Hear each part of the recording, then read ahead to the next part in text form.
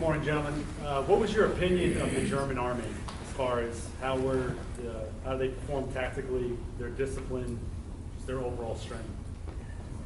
Would you mind repeating the question? So the question was, what were your thoughts on the Germans and the German army as far as their tactical proficiency and how they were as fighters? At the time, I had no opinion. But in retrospect, they were very well trained for the most part. Many of them had been on the Russian front, had been brought back. And like I say, we just did what we had to do. You just knew they were there. You did the best you could.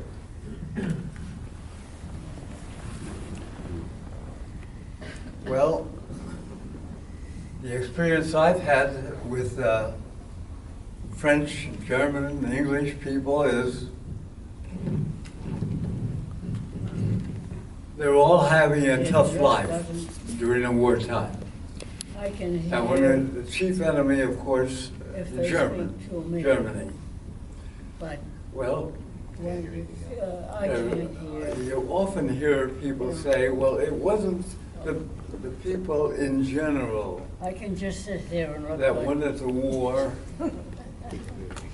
I don't buy that, because the people had to approve everything one way or another and go along with it.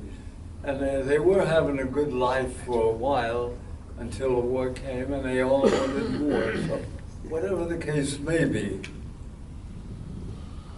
But certainly I found out there were a lot of good people in Germany who never really believed in what the guy with the little mustache had in mind. Notice I don't mention a name, so I'm not allowed to swear in here. But nevertheless, I met a lot of wonderful people. For example, at the end, as the war was grinding down, virtually over, in Czechoslovakia, remember, that was a country at one point. It no longer exists that way. It is now two different countries. Well, the Czechs were so afraid of being taken over once again by the Soviets. They wanted to unload everything they had of any value. They were gladly to give us jewelry, watches, what you name, whatever it was. Paper money. Simply to keep it out of hand, because they knew as soon as they were invaded by the Soviets, all of that would be confiscated anyway. But they were lovely people, and yes, on breaks, I had been invited for dinner in Holland, for example. I remember the Guyen family had me for dinner one night. Now this is at the peak of the war, when we get little breaks now and then. So I went back to the community, went to the Guyen household, and they insisted I stay for dinner. Of course, I was fighting it because I knew how short they would be on food. There was a lot of near starvation, and I'm sure some starvation in there too. But at dinner, we sat around the table. Ed, his wife, and the two young girls. And the dinner that night was roast chicken. Where in the world he ever got a chicken, I'd never know at that point. But nevertheless, that was it. And I noticed that Ed got to cut up the chicken, Thank you, just a second. and he placed a large piece on the plate that was passed to me. And I looked at it and I said, no. I said, Ed, I'm sorry. I won't be able to do justice with that. I'm not that hungry to eat that much. I made him take it back. And I was mighty glad I did, because after he served everybody, all the other two little girls, his wife and me, on his plate, I saw him pick off his plate the claw of a chicken and eat the flesh around it. Food was one big problem, but I found many people who were willing to be kind to us, even in the worst enemy country, Germany. Not as many, not like the French, for example, who lined up. They were on good terms with us at this time. I remember two ladies. One had a dish with bread with butter on it, and the other one had a big loaf with a knife, slicing off bread, buttering it, and handing it to us as we were going through. Well, I just passed those little things on. Yes, the Germans were our enemies, but somewhere within them, Also, there are always good people also. yeah. I'll take it. The 6 months we spent in occupying Germany from the time the war ended was wonderful, because we discovered the German people were very wonderful. We used to go to their homes, we'd go to Mass together, go to salute together. They'd try to teach us English, try to teach us German, we teach them English. But the other thing I was going to say, you don't hear much about what we did as soon as the war ended. We did one of the most important things that could have happened. The DPs were all over Germany. These people had been taken prisoners by the Germans to work in their factories and mines. And as the war ended, these people were all in Germany and wanted to get back home. And from May until we went to Czechoslovakia, we got these hundreds and hundreds of DPs. We deloused them. We put them in these big apartments, fence around it. We'd entertain them, feed them, and try to get them home as we could. The railroads were all destroyed from the Air Force. So we had just to wait for trucks.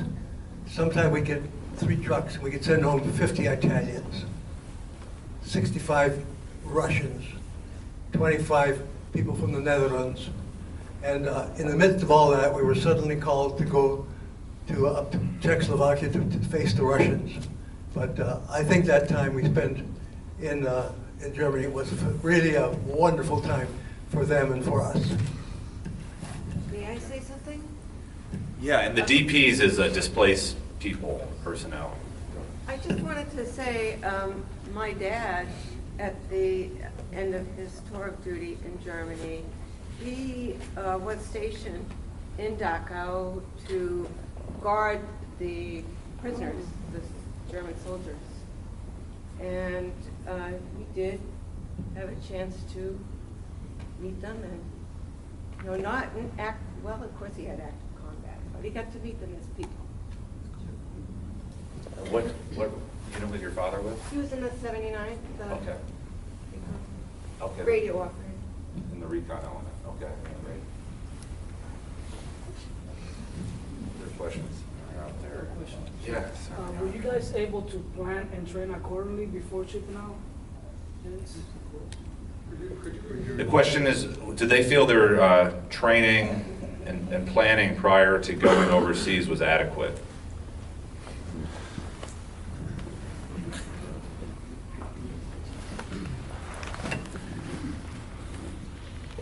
Yeah. I never really thought, really. Yes, we're certainly in good shape. Every one of you are. I don't see any excessive flab on anybody. Good thing you're sitting down, Manel. I don't know how much how many miles you travel every day, but I can tell you this.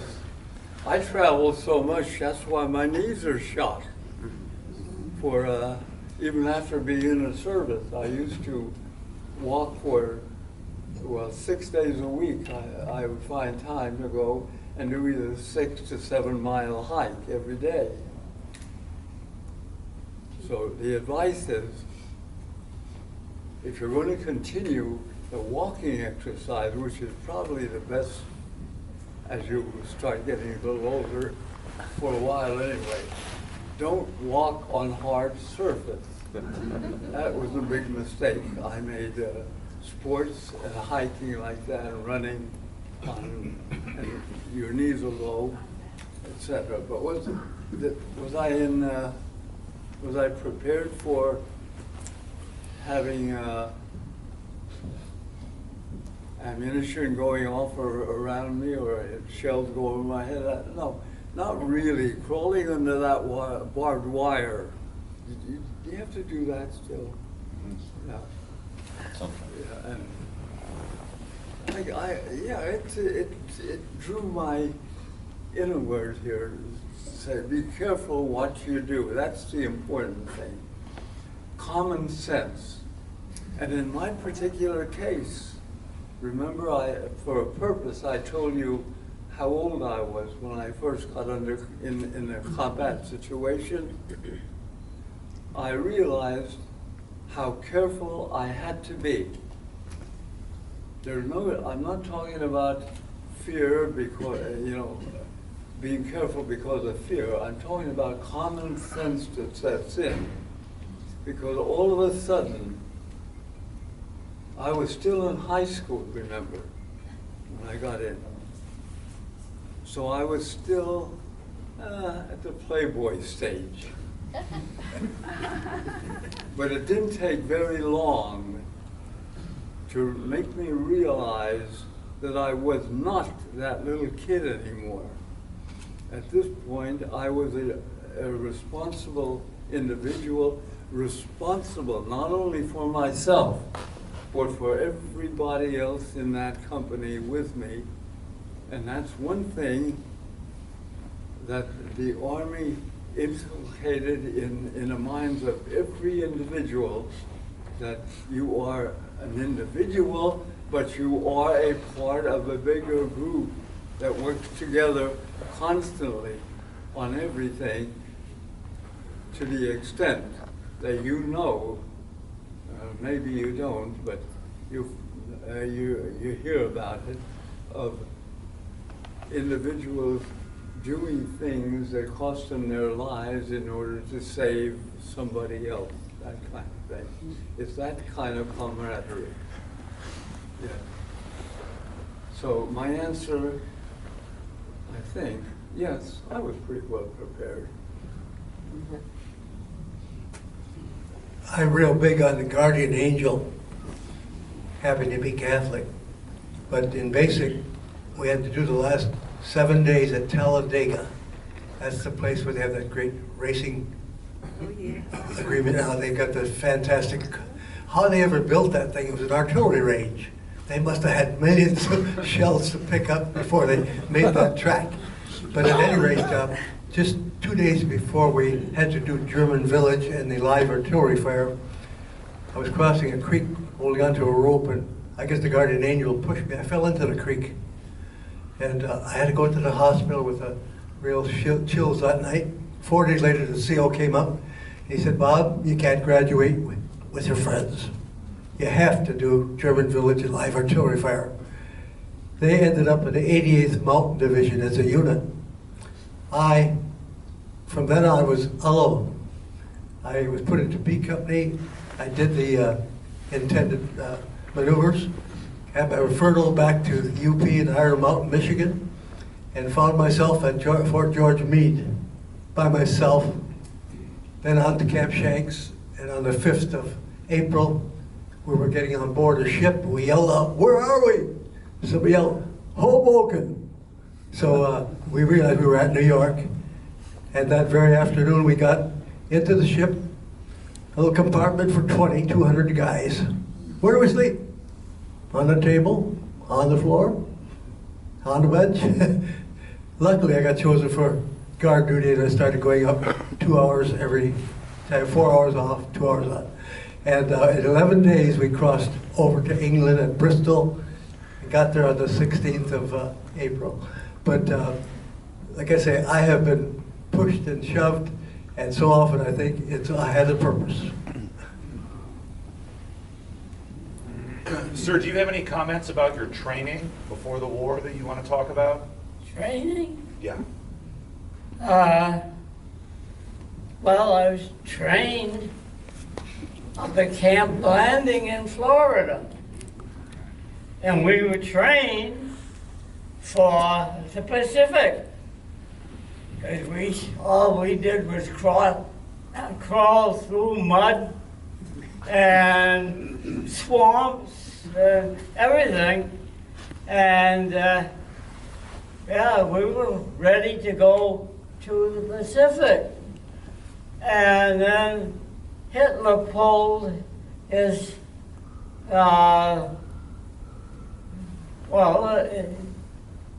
offensive, I guess you'd call it, and it was the Battle of the Bulge. And of course, nobody expected him to do that, because they were telling us that we were going to be home for Christmas. And Hitler had it, you know. I mean, his army was unable to do any offensive fighting, but he fooled them. And even Eisenhower didn't realize that at the time. And of course, we lost an awful lot of people because he hit the American troops in a very weak spot, and they just went through the lines, and they made a trip.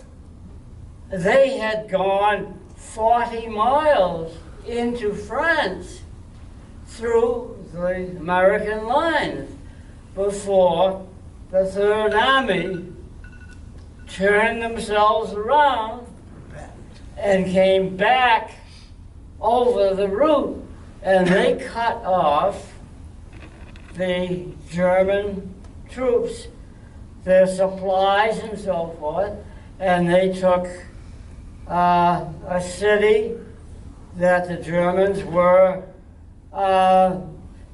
they besieged. They had the town was surrounded, and they didn't know whether it was going to hold on or not, but they did.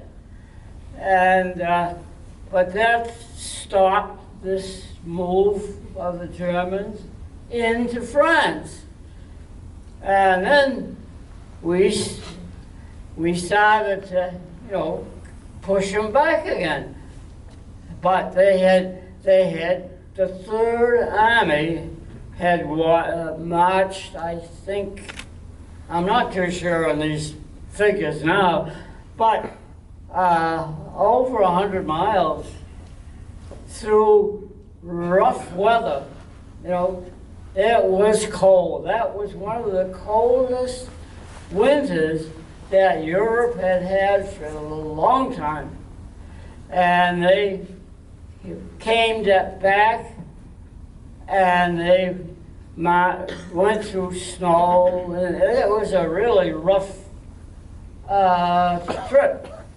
But they did go through, and they cut the German supplies off, and the rear, and they relieved this town that was being besieged, and that was more or less the end of the Germans going into France, because then we came in and we just fought, and we had quite a few small battles and so forth, and we did get them back into Germany, and then from then on it was just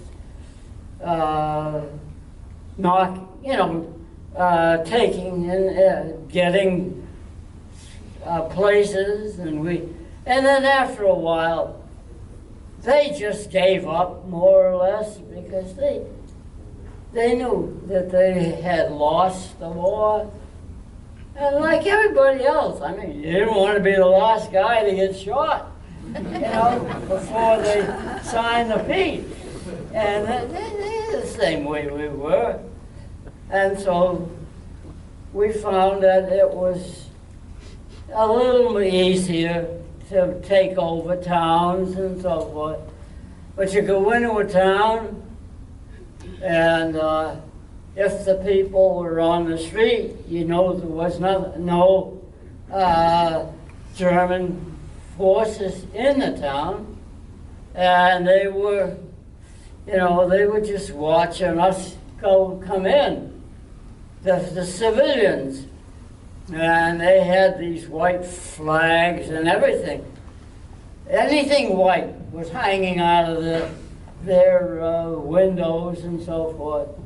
So it was that way, and then of course, as the war progressed, and it became a little easier to take over towns and so forth. So it was quite a.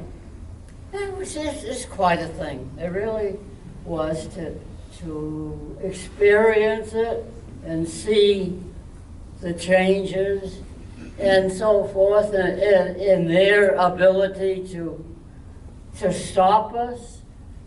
And at the end, the last few weeks or so, we had practically no opposition whatsoever. Because, they had to give it up.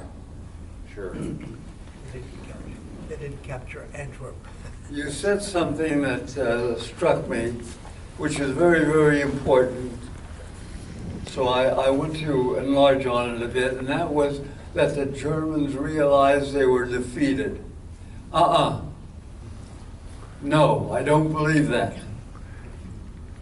And I'm going to tell you what happened. I was on crossing duty at one point, and I had to check all the Ausweises, the passes of people. And I remember this one woman came up, and she spoke very beautiful English.